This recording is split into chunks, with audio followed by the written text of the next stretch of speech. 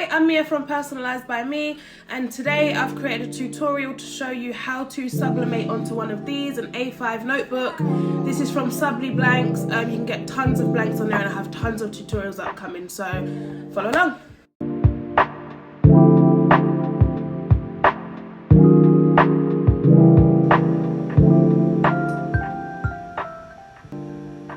Okay, so let's get to it. This is me creating a design on Canva. As you can see, it's got my brand on it, a cute little quote. This is exactly what I wanted. You can't print directly from Canva, so we have to download this now. As you can see what I'm doing here, I like to make the quality a bit better so that when it prints it's perfect and you don't have blurred lines. This is me now taking it over to Word. I like to use Word because it's simple and it's cheap. What I do first is I wrap text and make the picture tight so that I can move it around freely. Then I go ahead and size it. So those measurements you can see there is the size of my notebook, maybe 2 or 3 centimeters bigger. Always uncheck that box on the right hand side. So I'm going to print now, and this is how you print. So I'm going to choose my Epson Ecotank, and then I'm going to scroll down to where you've got printer options. If you are using an ICC profile, here is where you change it, but I leave mine on Epson color.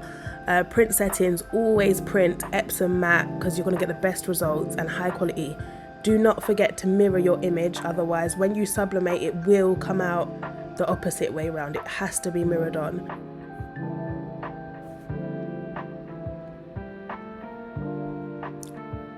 As you can see here, I have the Epson ET2714, and this is what the print looks like once it comes out. So I just roughly cut it out. It doesn't need to be perfect because, as you'll see, my notebook cover is slightly see-through, so I can position it exactly how I want it. I'm then going to take my tape, which is heat-proof tape, and I'll link it below which one it is, and stick the sublimation print onto my notepad.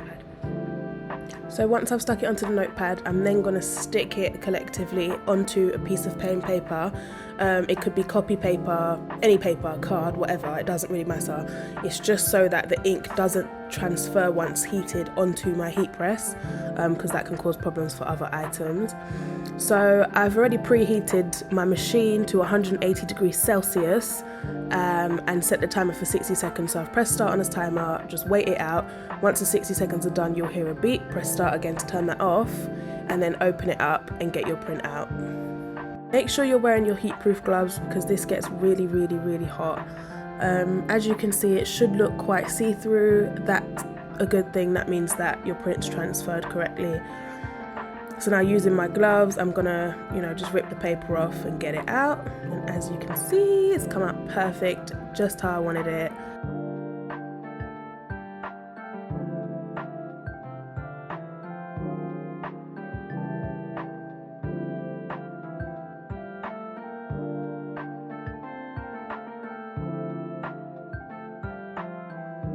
Now I'm just going to attach it to my notebook. So this notebook comes with a front and a back, but I've only done the front for this tutorial. But as you can see, it's super simple. Pop it in and then slide the rings all the way around so that it doesn't come back out. If you're sending this out to somebody, customer, business, put it back in the packaging and it's just perfect. Look at it. It's come out exactly how I wanted it.